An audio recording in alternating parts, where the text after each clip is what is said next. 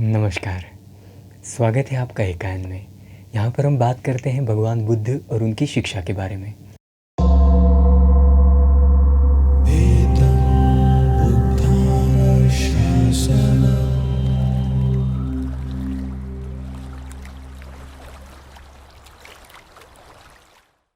तो आज के इस प्रश्नोत्तर के सत्र में जो कुछ प्रश्न आए हैं उनके जवाब हम देने की कोशिश करेंगे।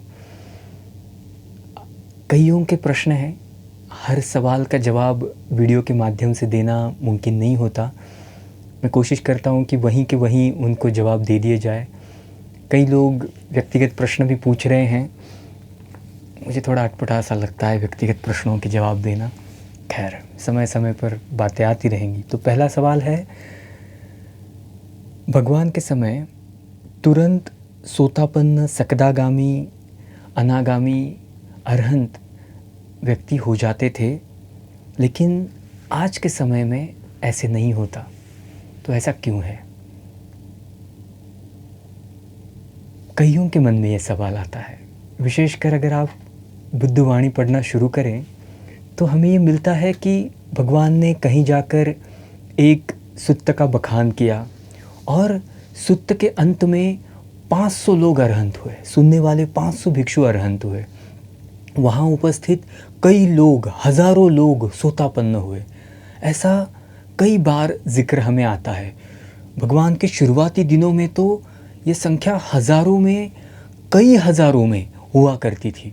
जैसे जिक्र आता है 10,000 लोग धर्म में प्रस्थापित हो गए, सोतापन्न हो गए, ऐसे शुरुआती दिनों में आता है। फिर बाद में 500 अरहंत हुए, 5,000 अरहंत हुए। इस प्रकार के जिक्र हमें आते दिखते हैं। लेकिन भगवान के ही समय हमें ये प्रश्न भी उठा दिखता है जो आज हमारे एक दर्शक ने पूछा। यही प्रश्न भगवान के समय भंते महाकश्यप ने भी पूछा था भगवान को। उन्होंने पूछा था कि पहले तो ऐसे होता था कि आप बस एक उपदेश देते तो कई लोग अरहंत होते, कई लोग सोतापन्न होते, लेकिन मैं देखता हूँ कि अभी आपको इक्का दुक्का सोतापन्न हुआ व्यक्ति, होने वाले व्यक्ति के लिए आप इतनी लंबी लंबी यात्राएं करते हो। ऐसा भी जिक्र आता है कि जब भगवान लोक वीक्षण करते थे, माने लोक का, ये पूरे ब्रह्मांड का अवलोकन वो सुबह के प्रहर में किया करते थे, पहले प्रहर में किया करते थे। ये उनकी दिनचर्या का एक हिस्सा था। और वो देखते कि हाँ, ये व्यक्ति समूह आज पारमी संपन्न है। अगर उनको धम्म दिया जाए, अगर उनको सही देशना दी जाए तो निर्वाण की डुबकियाँ लग सकती हैं। तो वो उस दिशा की ओर चारिका के लिए निकल पड़ते थे। और ऐसे कई बार हमें ऐसे भी जिक्र मिलते हैं कि किसी एक व्यक्ति के लिए भी भगवान उस दिशा में अग्रसर हो गए। तो ये महाकश्यप के समझ में ये बात आती है कि भगवान ऐसे कर रहे हैं, तो महाकश्यप जो हैं वो भगवान को ये पूछ रहे हैं। तो भगवान जवाब देते हैं कि उस समय लोगों की, मतलब जो पारमी संपन्न लोग हैं, वो उस समय बहुतायत में जमा होते थे। और अभी तो बहुत, और उन्होंने सबने अपनी अपनी निर्वाण की जो फल है वो ले लिए। तो अभी जो देशना सुनते हैं वो तो बीज प्राप्त करने वाले लोग हैं। बीज प्राप्त करने वाले लोग मतलब ऐसे लोग जो धर्म का बीज धारण करेंगे या धारण किया हुआ बीज को बढ़ाएंगे। फल लगने में अभी समय है। तो कईयों के मन में ऐसे संकल्प चलते हैं, और ये संकल्प वाले लोग जब किसी भगवान बुद्ध के सामने उपस्थित होते हैं, उनके समय में जब जन्म लेते हैं, तो एक गाथा भी उनके लिए काफ़ी होती है, एक सुत्त भी उनके लिए काफ़ी होता है निर्वाण की डुबकी लगाने के लिए, श्रद्धा उत्पन्न होने के लिए। हमें त्रिपिटकों में ऐसे जिक्र मिलते हैं कि बुद्ध शब्द सुन के वो पुलकित हो गए। जो अनाथ पिंडक है उनका उदाहरण आता है। कईयों के उदाहरण ऐसे आते हैं कि बुद्ध ये शब्द सुन के ही गदगद हो गए और दोबारा तिबारा पूछ पड़े कि क्या आपने बुद्ध कहा, क्या आपने बुद्ध कहा। तो यूँ बुद्ध के प्रति जन्मों की श्रद्धा है बैठी हुई। तो जब बुद्ध का नाम भी सुनते हैं तो पुलक से भर जाते हैं। और आज भी ऐसे कई लोग होते हैं, कई लोग हमें ऐसे दिखते हैं जो श्रद्धापूर्वक पुण्य कर्म करते हैं और उनका ये संकल्प चलता है कि आने वाले बुद्ध के समय मैं उनके सामने बैठूं, प्रत्यक्ष सम्यक संबुद्ध से मैं धम्म धारण करूं और निर्वाण का साक्षात्कार करूं। तो यूँ संकल्प वाले लोग भी उस मतलब इस प्रकार रुके हुए रहते हैं। एक बहुत ही प्रेरणादायी कहानी हमें बर्मी साहित्य में आती मिलती है। एक 7 साल की उम्र में प्रवज्जित हुए भिक्षु लंबी अवधि तक चिवर में रहते हैं और एक पकी हुई अवस्था में, चिवर की उम्र उनकी 80 साल होती है, माने शरीर की उम्र 87 साल होगी। ऐसी अवस्था में मृत्यु को अभी मरने वाले हैं, तो उनको समझ आता है, अगर एक अच्छा साधक है तो लक्षण समझ आते हैं मृत्यु के, तो मृत्यु की घोषणा करते हैं कि मेरा शरीर अभी छूटेगा। तो श्रीलंका में और बर्मा में ऐसी प्रथा है, भिक्षुओं को, कोई भिक्षु अगर इस प्रकार घोषणा करता है या समझ आता है कि अभी ये डेथ बेड पर है, अभी ये इससे उठेंगे नहीं, ये मरण को ही प्राप्त करेंगे, तो जो अन्य सहकारी भिक्षु हैं वो ऐसे भिक्षु को पूछते हैं कि भंते, आपके शरीर शांत होने के बाद हम लोगों को आपके बारे में क्या बताएं कि आप कौन सी गति प्राप्त हो। तो अगर कोई गति प्राप्त होती है उस व्यक्ति को, उस भिक्षु को, तो बताते हैं कि आप उनको बता सकते हो कि ये प्राप्त है, वो प्राप्त है। अगर कोई गति प्राप्त नहीं है तो वो भिक्षु चुप हो जाते हैं। तो एक परित्य भी चलता है श्रीलंका में और म्यांमार में, भिक्षु लोगों में ये परित्य चलता है। ऐसी प्रार्थना चलती है कि जब मुझे मेरे मृत्यु समय पर ऐसा पूछा जाए तो मुझे शांत न रहना पड़े। इसका मतलब है कि मैं इस जीवन में कुछ ना कुछ तो हासिल करूं जो मरते समय बोला जाए मुझसे। तो जब उनको ये, उन भंते जी को ये पूछा जाता है, बर्मीज भंते को, तो वो शांत रहते हैं, चुप रहते हैं। तो वो चुप रहते हैं तो जो अन्य भिक्षु हैं वो सदके में आते हैं, अरे भंते जी आपको कुछ भी हासिल नहीं, हमें तो लगता था कि आप तो अरहंत हैं, आप तो सोतापन्न भी नहीं। तो भंते कहते नहीं, मैं तो सोतापन्न भी नहीं। तो कोई एक नया नवेला भिक्षु होगा शायद, एकदम हताशा में कहता है, आप अरहंत नहीं हो, आप सोतापन्न भी नहीं हो, हमें तो लगा कि आप पूर्ण मुक्त हो, हमें ही क्या, कितने तो उपासकों को लगता है कि आप पूर्ण मुक्त हो, इसीलिए तो इतने श्रद्धा से आपके पास आते हैं। अरे उनकी तो श्रद्धा पर चोट लग जाएगी। तो ये भिक्षु भी सोचते हैं कि क्या अरे सच में ऐसा होगा। तो कहते हैं ठीक है, मुझे थोड़ा समय दे दो, थोड़ा अवकाश दे दो, एक आधे घंटे बाद आप फिर से आ जाइएगा। तो आधे घंटे बाद फिर से सारी परिषद इकट्ठा होती है, तब तक के लिए भिक्षु ध्यानरत होते हैं। आधे घंटे बाद जब सारे लोग इकट्ठा होते हैं तो ये भंते कहते हैं, अब आप उपासकों को कह सकते हो कि ये भिक्षु परिनिवृत्त हो गए, उनका पुनर्जन्म नहीं होगा। तो जब वो ऐसा कहते हैं तो एक बड़ा ही अचरज छा जाता है, सारे भिक्षु वाहवाही करने लगते हैं, ये कैसा अद्भुत है, सिर्फ इतने थोड़े समय मात्र में आपने निर्वाण तक का रास्ता चल लिया, पूर्ण मुक्त हो गए। तो वो भिक्षु कहते हैं ऐसा नहीं है, इसमें कोई अचरज की बात नहीं, मैंने 7 साल की उम्र से आज 80 सालों तक की उम्र तक मैंने एक भी शील का भंजन नहीं किया है, ये अचरज की बात है। और ऐसा संवरित चित्त अगर हो तो परिनिवृत्त होना कोई मुश्किल बात तो नहीं। मैं तो अरहंत होना इसलिए रोक के रखा था क्योंकि मेरे मन में ये इच्छा थी कि मैं आने वाले बुद्ध को देखूं, मैं अरिमैत्रेय बुद्ध को देखूं। इस इच्छा के चलते मैंने खुद को रोक के रखा था, पर मैंने समझा कि अगर इससे कुछों के श्रद्धा को हानि पहुंचती है तो मैंने ये इच्छा त्याग दी, बस यही इच्छा से अटका था तो निवृत्त हो गया। तो हमें पता चलता है कि परिनिवृत्त होने के लिए भी लोगों ने खुद को रोके रखा हुआ होता है, सिर्फ बुद्ध के दर्शन हेतु। कईयों के ये संकल्प होते हैं कि मैं भगवान के दर्शन करूं, मैं बुद्ध के दर्शन करूं, कभी मैं बुद्ध को एक बार दान दूं, कभी मैं बुद्ध के संग में एक बार चिवर लेके उनके पीछे चलूं, मैं बुद्ध का पात्र हाथ में पकड़ूं, कभी मैं बुद्ध को एक विहार दान करूं, बुद्ध से प्रत्यक्ष देशना ग्रहण करूं, धम्म ग्रहण करूं। ऐसे संकल्पधारी लोग तपते रहते हैं, पारमिताओं को पूर्ण करते रहते हैं। और ऐसे लोगों के लिए ही बस एक बार की देशना काफ़ी होती है। तो इसीलिए हम देखते हैं कि कुछ लोगों को तुरंत ही भगवान के समय एक देशना के बाद वो सोतापन्न, सकदागामी, अनागामी हुआ करते थे, और आज बहुत तपना पड़ता है, बहुत परिश्रम करना पड़ता है, लेकिन आज भी लोग होते हैं, आज भी पूर्ण फल प्राप्त लोग हैं इस दुनिया में। तो अगला सवाल दान के बारे में है। सबसे बड़ा दान कौन सा होता है और बिना पता चले किए दान को क्या कहते हैं? तो सबसे बड़ा दान तो भगवान ने धम्म का ही दान को ही कहा है। धम्म का दान सबसे बड़ा दान है।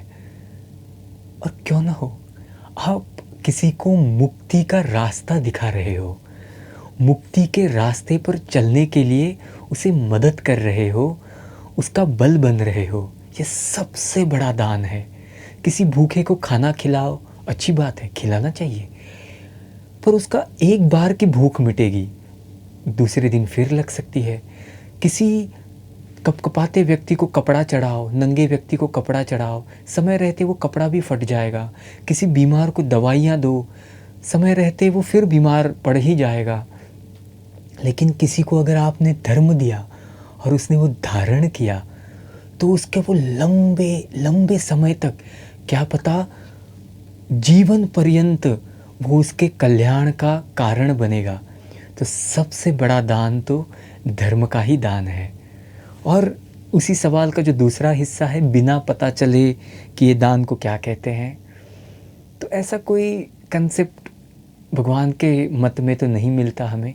दान के बारे में एक वीडियो हमने बताया है, पारमिताओं में आपको मिलेगा, उसमें थोड़े में ये बात बताई गई है दान के बारे में। दान के अनेक तरह के प्रकार होते हैं, लेकिन बिना पता चले किया गया दान, ऐसी कोई संकल्पना नहीं आती। योग्य पात्र में किया गया दान ज़रूर फलीभूत होता है, लेकिन योग्य पात्र ना हो तो भी हमें दान की चेतना उत्पन्न होती रहनी चाहिए। ऐसा कहा गया है कि हर साधक को जो ध्यान का अभ्यास करता है, रोज़ मैत्री चित्त जगाना चाहिए, मैत्री का अभ्यास करना चाहिए। मैत्री भी एक पारमिता है। तो वैसे ही कहा गया है कि अगर गृहस्थ हैं तो उनको रोज़ दान का चित्त भी उत्पन्न करना चाहिए। हमसे रोज़ थोड़ा दान हो, बहुत थोड़ा, अल्प मात्र धन का दान हमसे रोज़ हो, ये होना चाहिए। गृहस्थ है ना, तो कमाते हैं, धन कमाते हैं, तो जैसे कमाते हैं वैसे ही थोड़ा सा ही सही, अपने अपने क्षमता अनुसार, लेकिन दान होना चाहिए। दान का चित्त उत्पन्न होना चाहिए, ये बड़ी आवश्यक बात। तो नियमित दान का संकल्प करना बड़ा लाभकारी। अगला सवाल है, तिक्पट्ठान सुत्त क्या बीमारी या अन्य स्वास्थ्य संबंधी में उपयोगी होता है? पाली न आते हुए भी क्या हम पर इसका कोई प्रभाव पड़ता है? तो पट्ठान अभिधम्म का ग्रंथ है, आखिरी ग्रंथ पट्ठान सबसे बड़ा ग्रंथ है, बहुत बड़ा, विस्तार से विस्तृत ग्रंथ है। उसमें तिक पट्ठान, दुक पट्ठान, दुक तिक पट्ठान, तिक तिक पट्ठान, इस प्रकार के पट्ठान आते हैं। पट्ठान माने प्रत्यय, प्रस्थान, भूमि। तो तिक पट्ठान एक सुत्त है, प्रत्यय 24 प्रत्यय उसमें गिनाए गए हैं। 24 प्रत्ययों के एक के ऊपर एक ऐसे वो आते हैं। तो विपश्यना के 10 दिन के शिविरों में, गोयंका ट्रेडिशन में आचार्य गोयंका जी जो शिविर लेते हैं, उसमें इसको तो कहा ही जाता है सीओ माने कोर्स ओपनिंग का ये सुत्त होता है। कोर्स की शुरुआत ही इस सुत्त से की जाती है। आचार्य बैठते हैं और ये सुत्त चलाया जाता है तिक्पट्ठान का। तो यहाँ पर पूछा गया है कि क्या ये बीमारियों में कारगर होता है? तो देखो, भगवान के समय पर भी और तब से लेकर ये मान्यता है कि आप मन में क्या धारण करते हो, इससे बात बनती है। शब्दों के महत्व अपना है, सिर्फ शब्दों से कोई ठीक नहीं होता। वैसे तो बीमारी के लिए एक गिरिमानंद सुत्त कहा जाता है, या और भी ऐसे कुछ सुत्त कहे गए हैं, गिरिमानंद सुत्त तो पर्टिकुलरली भगवान ने दिया ही इसलिए था। भंते आनंद को ये बताया कि गिरिमानंद भिक्षु बीमार पड़ गए, तो भंते आनंद को गिरिमानंद सुत्त का बखान किया गया और कहा गया कि आप गिरिमानंद को ये सुत्त जाकर सुना के आइए। वो सुत्त सुनकर गिरिमानंद ठीक हो गए, भगवान की दर्शन हेतु आ गए, उनके वंदन हेतु आ गए। तो कई लोग गिरिमानंद सुत्त को ठीक करने वाला सुत्त की तरह लेते हैं, तिकपट्ठान को भी ऐसे लिया जाता है। तो देखिए, जब तक हम मन में, हमारी चेतना में उसको धारण न करें, तब तक ये एक ध्वनि मात्र है। ये सुत्त ना भी लगाए लेकिन हम उस भाव को धारण करें मन में, तो हम पर असर होगा। और सुत्त का उपयोग तो निर्वाण के लिए करना है, बीमारियों को ठीक करने के लिए सुत्त का उपयोग नहीं होता। ये ज़रूर है कि मन शांत होता है। मन शांत होता है तो शरीर अपने आप ठीक होने की प्रक्रिया की तेज़ी होने लगती है। तो ठीक होता है कुछ मामलों में, कुछ में नहीं भी होता होगा, लेकिन मन तो शांत होता ही है। तो ये सुत्त भावित होना चाहिए, हमारे एहसास पर, मन पर वो उठना चाहिए, उसका अभ्यास होना चाहिए चित्त पर, तभी जाकर उसका असर होगा। देखो, सुत्त भी तो एक शब्दों में पिरोया गया धम्म ही तो है। धारण करेंगे तो फायदा होगा। पाली उस समय की भाषा है, आज हमें नहीं आती। अच्छे टंकार हैं उसमें, अगर उसको सीख कर हम धारण करेंगे, उसको समझेंगे, तो प्रत्यक्ष बुद्ध के शब्द सीखने का अनुभव हमें आता है। लेकिन ज़रूरी नहीं कि पाली सीखना अनिवार्य ही है।